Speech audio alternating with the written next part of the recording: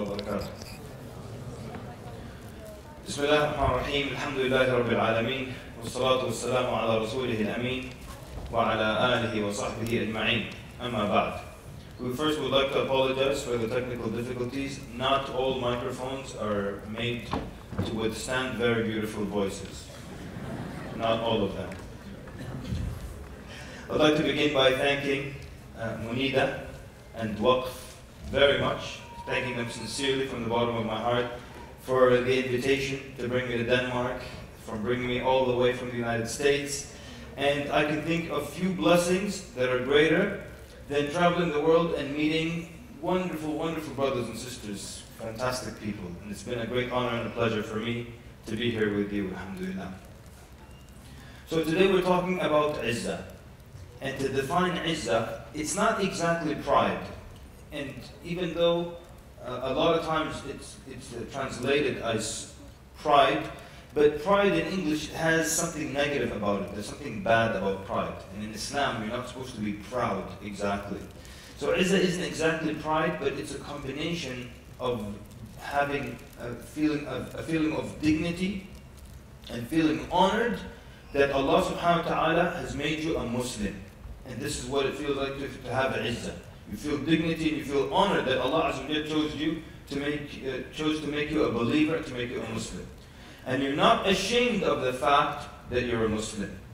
And now we find people ashamed of that exact factor that's supposed to make them feel dignified and honored.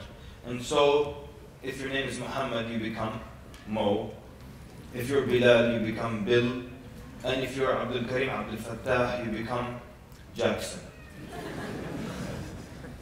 So, you find all around the world, people are proud of who they are.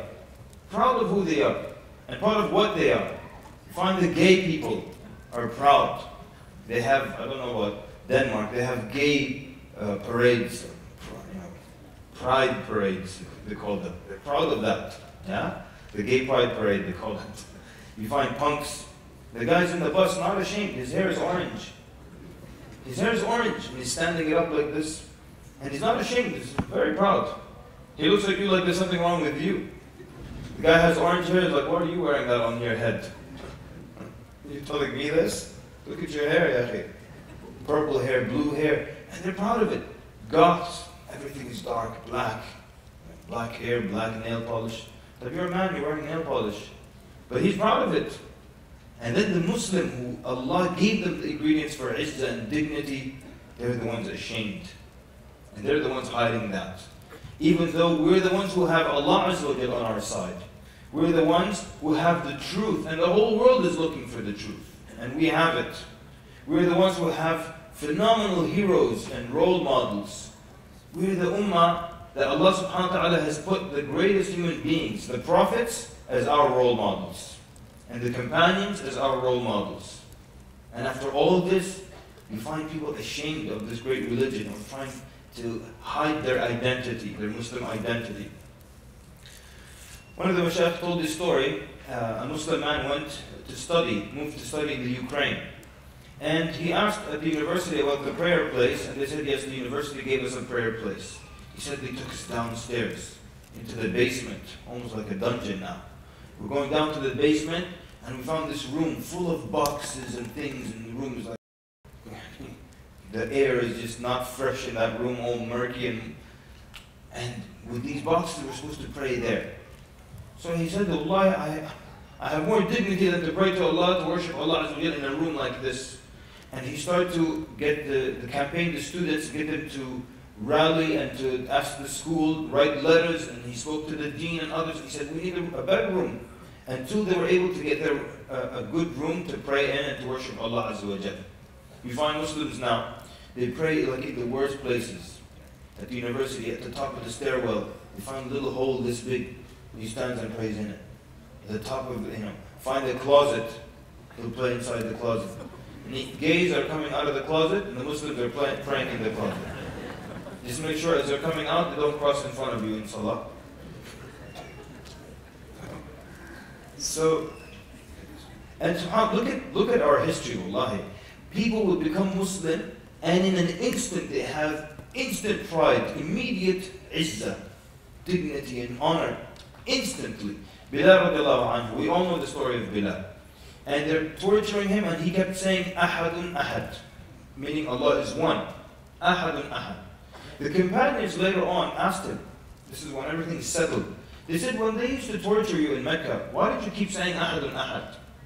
Bilal said, actually, it wasn't just saying Ahadun Ahad. I said a lot of things besides Ahadun Ahad. But I noticed that when I said Ahadun Ahad, it upset them the most, so I said it the most. That's unbelievable. Usually when someone's torturing you, you want to say things that will make them happy. Yeah? Khalas, akhi, let's be friends. I agree. I'm okay, you're okay. I mean, we're all family. He's saying what will upset them the most. That's unbelievable. How did he get this? And how did he become so strong immediately and he just became Muslim? Umar radiallahu anhu, when he became Muslim, he wanted everyone to know that he became Muslim. He wanted to spread the news as fast as possible. So when he became Muslim, he asked, who is the worst at keeping secrets? And they told him this man, his name is Jamil ibn Mu'amr. So he went to Jamil. He said, yeah, Jamil, I want to tell you a secret. He said, did you hear that I've become Muslim and I would bear witness, La ilaha illallah, Muhammad Rasulullah? And now his son, Abdullah ibn Umar, he saw all this. And he was a young boy, but he saw all this. And he says, Wallahi, Jamil didn't even answer him. Like, this is someone who's not good at keeping secrets, right? He said, I'm going to tell you a secret. I became Muslim. He said he just got up immediately. He didn't even look at him and say, really? When? What time? He said he just got up immediately and started yelling, hey, Umar became Muslim. Don't tell your secrets to someone like that, right? But Umar knew it because he wanted everyone to know that he had become Muslim. And then the rest of the story is that he got into a fight with the Quraysh, one man against the tribe, which went on for hours and hours and hours. But the point is, how did he become so strong? And he just became Muslim. Yeah.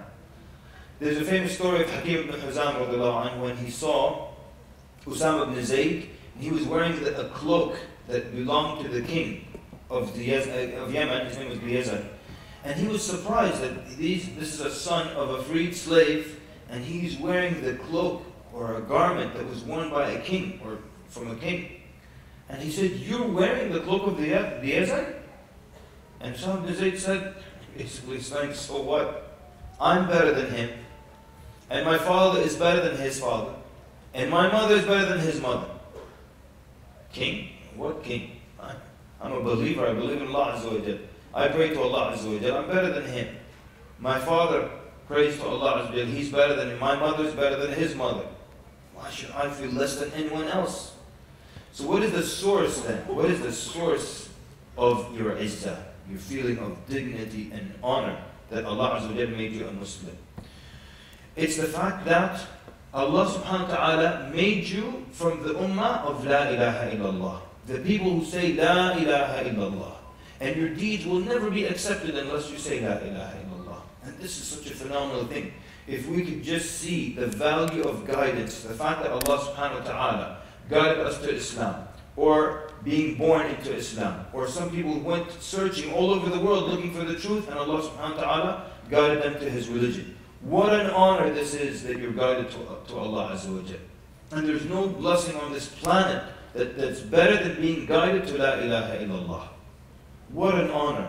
And some people travel to India and they're reading books and they're talking and they're visiting all kinds of places of worship, trying to find the truth. And here it is, Allah gave it to you for free. What will you do with La ilaha illallah?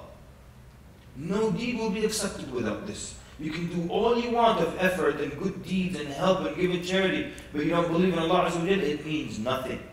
And Allah subhanahu wa ta'ala describes this in the Quran. Allah subhanahu wa ta'ala says, وَالَّذِينَ كَفَرُوا أَعْمَالُهُمْ كَرَمَادٍ.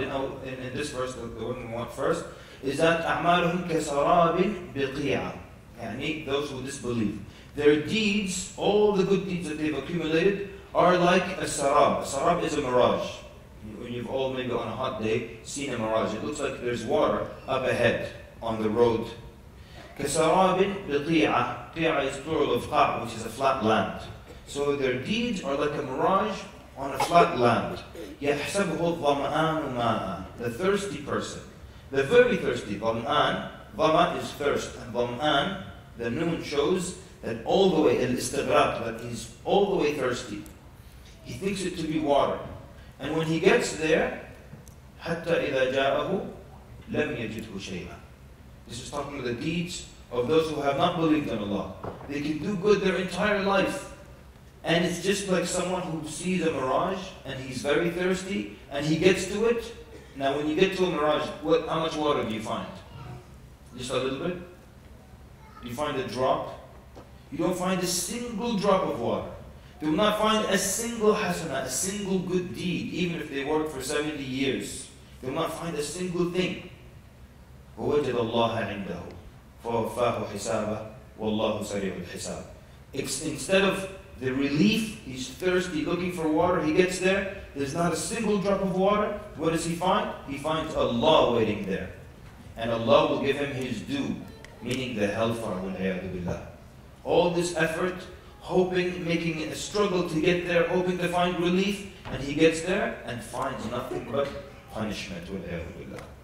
It's worse when someone is hoping to find relief and doesn't find relief. It's worse to expect relief and find punishment.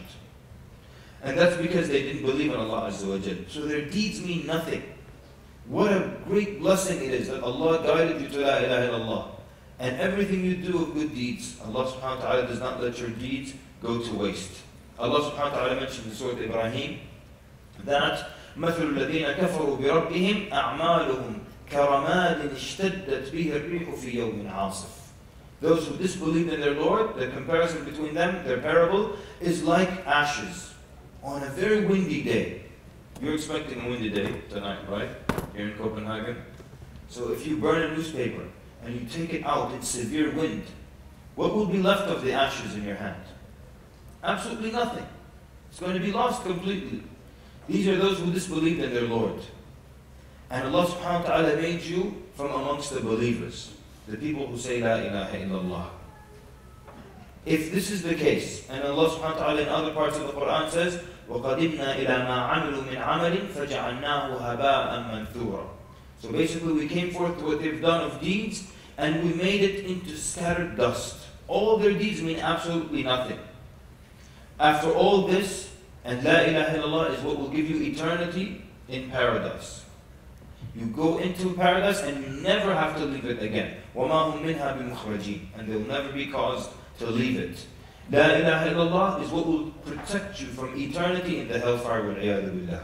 And how can someone, after all this, feel inferior to anyone on the planet? That Allah subhanahu wa ta'ala made you of the people of La ilaha illallah, of the people who are guided, and I'm supposed to feel inferior to someone? How? How will that ever happen? Yeah, you can make fun of me. You can make fun of my beard, and people will make fun of your beard. People will make fun of your hijab. People will make fun of your values, and they'll make fun of you. But when death comes, and on the day of judgment, they will wish that they were just like you. Making fun of you their whole life. But there will be a moment when they will wish they were exactly like you. وَلِلَّهِ الْعِزَّةِ وَلِرَسُولِهِ وَلِلْمُؤْمِنِينَ. Allah subhanahu wa ta'ala says al-izzah is to Allah and to His Messenger and to the believers. After all this, how can someone ever feel inferior to someone else? Umar radiallahu anhu said, we were a most disgraced people, and Allah gave us izzah through Islam. Allah honored us and gave us dignity through Islam. And any time we try to find the honor in anything besides Islam, Allah will abase us and will be humiliated once again. This is the source of your izzah. This is the source of your dignity, the source of your honor, that Allah subhanahu wa ta'ala guided you. That you're from the ummah of La ilaha illallah. You're from the few people on the planet who know the truth, who recognize what the truth is. So you're sent as a guide for others, as a guide in every aspect of life. So I'm sent to guide you. And you're telling me I'm supposed to feel inferior to you and conform to your ways, or to apologize? And as a side note, by the way, we never apologize for things we didn't do. But so many people have been beaten into submission that they always have to apologize for things they didn't do. Until now, I'll tell you, until today, I've never apologized for 9/11. Not to anybody. You know why? Very simple. I didn't do anything. I just found about it on television, just like everybody else. It's not like when I saw the news, I was like, yeah, I knew this was going to happen. I helped them. I didn't help anybody. I don't have to apologize to anybody. Why aren't you apologizing? Because I wasn't on the plane, that's why. Okay? I don't have to apologize. But people are used to this person who's constantly apologizing. Hey, if you want me to apologize, sure, I'll apologize. But I have at least 50 apologies that you need to give me before I give you one. Okay? I'm not that one with a history of doing bad things to people here. Yeah? And when you have this izzah, instead of people expecting you to conform and people expecting you to apologize, people respect you. And this is the history of it. Since the time of Ibn Taymiyyah, rahimahullah. He commented that when the Tatar, the Mongols, would capture believers who had izzah, they would immediately let them go, exchange them, ransom them, send them back to the Muslims. But whenever they captured the Muslim and he was broken and so on, they kept him. They kept him as a slave to work in the fields and to build and to do things and farm and all that kind of thing. But the minute they found someone with izzah, we don't want him here. Immediately get rid of him. This is the person with izzah. This is the believer. Not the one who's supposed to be apologizing, hiding their identity, ashamed of things. You know, they say if you want to control people, all you have to do is define how they think of themselves. You want to control the population? Just define how they think of themselves. Control that, how they define themselves. And that way you can control them. The way other people see you is equivalent to how you see yourself. So the question is, how do we see ourselves? Look at even our children. How do we raise our children? How do we get them to see themselves? Do we belittle them all the time? How many times in the masjid, if there's a young man standing next to his father, you come and you give salam to everybody, and how many times people will just skip the young boy or the young girl? They'll just skip them, like they don't exist, they're invisible. Or they come early to pray in the front row, we send them to the back row. Yeah? Everything where they try to step up, we push them back. Young kids, go pray in the back row. Where is this from? They want to stand in the front row, feel like men. No, go in the back, play. Here's a ball. Go play in the back rows. Yeah? So then we were surprised when they grow up losing their identity. But what did we do to help them develop their identity? Always calling them, even the word kid, it's actually a derogatory term. Originally, it's not a good term in English. In English, what's a kid? What's a kid in English? It's a baby goat. Yeah? Baby goats are called kids. And have you ever, I don't know if anyone has seen that, and lived around the baby goat? They create a lot of problems. They're eating here and they're throwing things around and they're creating problems all the time. And that's why in America, if someone was a troublemaker, they called him the kid. You guys know about Billy the Kid? Why do they call him the kid? Because he caused problems everywhere. So when you say kid, that word itself, originally, now it has a different meaning obviously, or no one attaches that meaning, but originally it meant someone who's a troublemaker and doesn't do any good. Yeah. Even the word is negative. There was a man, a scholar, his name was Muhammad ibn Abdurrahman al-Awqas. And he was short and very unattractive. So his mother, she was a wise woman, she told him, son, you won't be with a group, meaning anytime you're with a group, except that they will laugh at you. They're going to laugh at you and ridicule you. Alright? Now I know, were you thinking, why did she say that? She have told him, you're beautifully on the inside, and wait. She said, you're not going to be with a group except that they will laugh at you and ridicule you. Because she knows people are hollow like that. And they're going to make fun of his appearance. So she tells him, so seek knowledge. And that will elevate you. And keep to your deen, because that will complete what is missing and raise what is low. Yeah? So he says, فَنَفَعَنِ اللَّهُ بِقَوْلِهَا. Allah subhanahu wa ta'ala benefited me from what she said. وَتَعَلَّمْتُ الْفِقْهِ. And I learned fiqh. And he became a judge. And he remained the judge of Mecca for 20 years. And it was said that when two people came with a problem or a case to present to him, they came at awe of him, very scared of him. People would come to his courtroom shaking. So how did this short man who's unattractive, who otherwise would have been the clown of the community, how did he get to this level? His mother gave him the ingredient that will lead to izzah. to the feeling of dignity and the feeling of honor. And that's why we find that one of the names of Allah Azza wa Jal is that He is Al-Mu'izz, meaning the one who gives people izzah. Allah is Al-Mu'izz because He gives you izzah. And Allah is Al-Aziz because He's the powerful. He's the one that will overcome or defeat. So He's Al-Aziz. And He gives you Al-Izzah, so He's Al-Mu'izz. Knowledge is one of the ways. So we said one way to recognize that Allah subhanahu wa ta'ala guided you to the truth.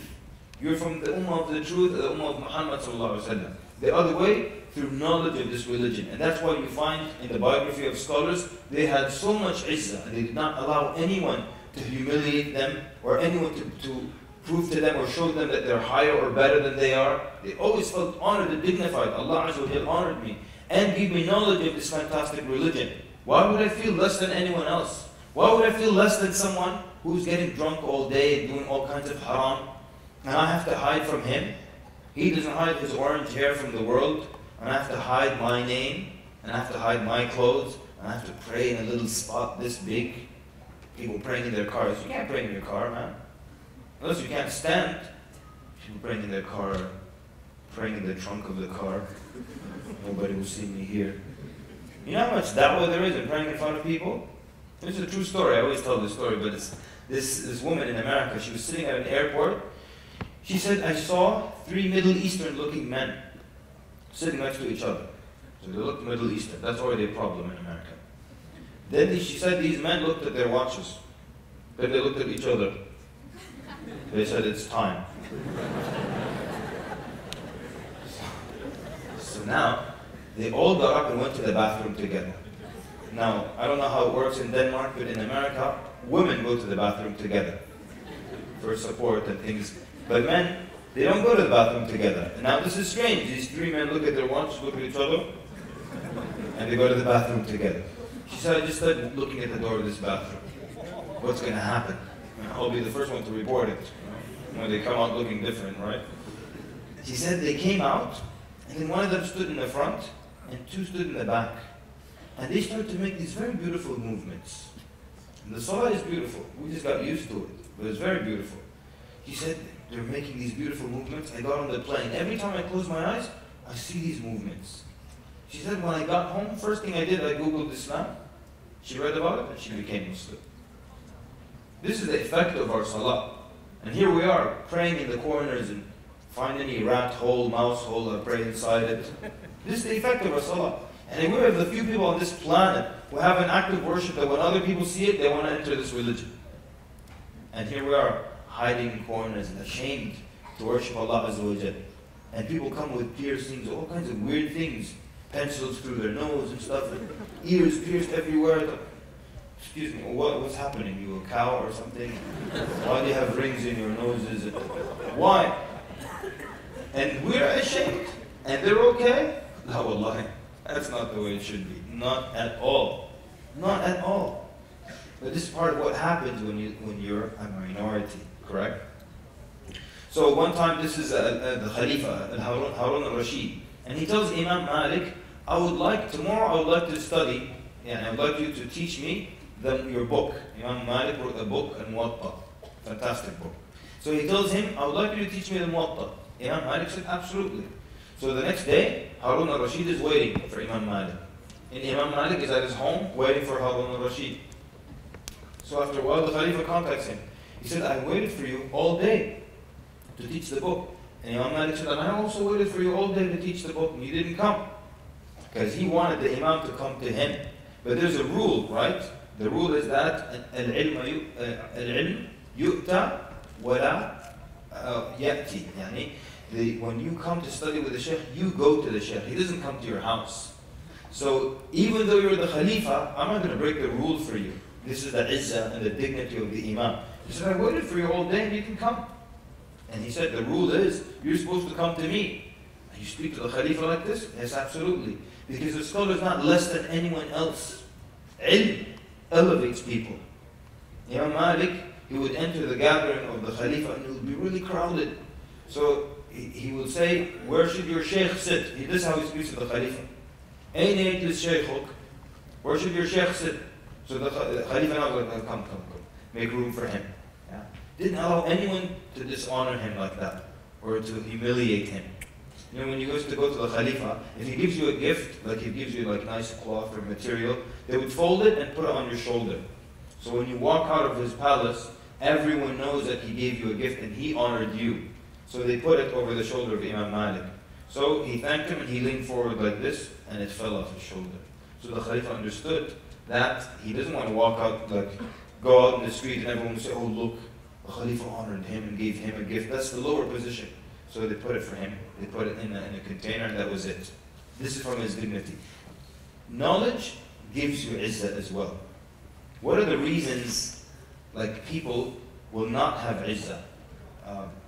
Sometimes wealth, you know, issues of how much money, and they start to lower and abase and humiliate themselves because of wealth. But Allah subhanahu wa ta'ala already gave you verses in the Quran, so you don't have to worry about things like that. وَفِي السَّمَاءِ رِزْقُكُمْ وَمَا تُوعَدُونَ. So in the heavens is your sustenance, your provision. You don't have to worry about it. It's there. It's written. It's going to come no matter what. So you don't have to humiliate yourself for that. One of the early Muslims and one of the scholars, Salim, and he was making tawaf, circumambulating the Kaaba. This is for real, huh?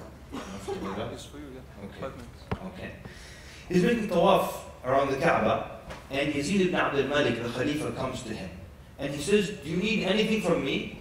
أَلَكَ حَاجَ عِنْدِي أَقْضِيهَا لَكَ. Do you have anything from me? Ask anything from me that I will give to you. So Sahel tells him, don't you have any shame that I'm in the house of Allah and I'm going to ask someone else? It's amazing. Imagine you're making tawaf, someone comes, hey, do you need anything from me? I'm in Allah's house. What do I need from you? So he became ashamed, the Khalifa, and he remained quiet. Then when they were done and they went outside of the haram, of the courtyard of the Kaaba, he went outside, he said, do you want anything now? He said, from the things of the dunya or the akhirah? The Khalifa said, I can't give you from the akhirah things. He said, well, I don't want anything from the dunya. I don't want anything from you. Okay? Okay. Alright, let me just close by saying this, wallahi. This is, not to live a life without dignity and to live in humiliation. The scholars say it's like death.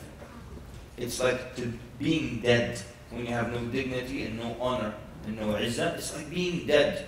And that's why some of the scholars saw that it was permissible for a Muslim to make dua for death. If they felt that, but not any exams, fiancé left, and all these things. To make dua for death, if you feel there's going to be a fitna in your deen, that you're not going to pass some test in your religion and you're going to fail. The most valuable thing to you is your deen. So you'd rather die early with your deen or die late without your deen. Which one? No doubt die early with your deen. If you feel this fitna is going to break your deen, you can even make dua for death. And they even mentioned that Maryam, she said, قالت يا ليتني مت قبل هذا وكنت نسيا منسيا. I wish I had died before this. Yeah?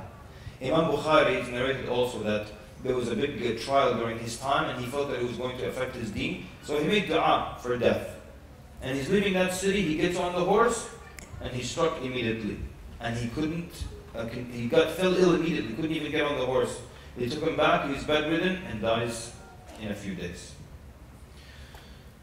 So, you want izzah, you want to be dignified by Allah, you humble yourself to Allah Azza wa Jalla. No one's going to honor anyone who's arrogant. We're done. Yeah? So, you humble yourself to Allah, Allah will raise you in rank. And the Prophet said, مَنْ تَوَاضَعَ لِلَّهِ رَفَعَهُ. Whoever humbles himself for the sake of Allah, Allah will raise him in rank. And Allah subhanahu wa ta'ala says, you turn your back from your religion, that's what you get. You get this life of humility, no dignity. وَمَنْ أَعْرَضَ عَنْ ذِكْرِي فَإِنَّ لَهُ مَعِيشَةً ضَنْكًا. Whoever turns away from my reminder, yeah, he will have a life of hardship and difficulty. وَمَنْ يُهِنْ, and whoever Allah humiliates, no one is going to honor them. وَمَنْ يُهِنِ اللَّهُ فَمَا لَهُ مِنْ مُكْرِمٍ in Surah Al-Hajj.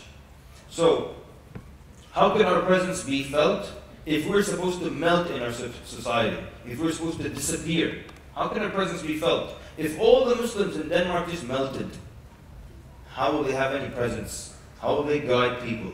How will they correct what is wrong in society, in situations? if our values disappear, if our appearance and our names and everything else disappears, who will guide humanity? Who will teach them about Allah Azza wa Jal and the Quran and Muhammad sallallahu alaihi wasallam, and who will teach people the truth? I close with what Allah subhanahu wa ta'ala says in the Quran, وَلَا تَهِنُوا وَلَا تَهِنُوا وَلَا تَحْزَنُوا. Do not become weakened, do not become sad, وَأَنْتُمُ الْأَعْلَوْنَ. And you will have the upper hand, إِن كُنْتُم مُؤْمِنِينَ. If you are true believers. With that, we ask Allah Azza wa Jal to make us of those who are true believers, and to have us, make us feel have our feeling of dignity and izzah, and not to be ashamed of our Muslim identity, and to give the strength and strengthen the iman of our youth in these lands. Sallallahu mubarak ala Muhammad wa ala alihi wa sahbihi ajma'in. Wassalamu alaikum.